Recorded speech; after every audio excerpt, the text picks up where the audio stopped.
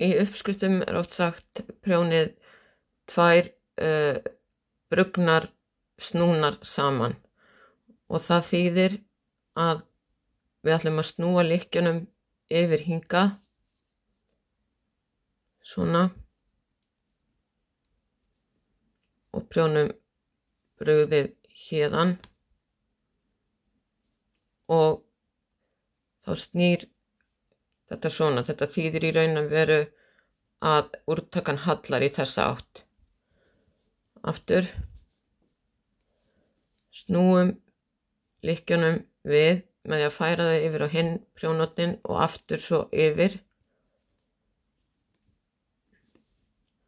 og prjónum hérna aftan í brugðið og þegar við snúum því við þá hallar úrtakan í þessa átt eins og þið sjáið.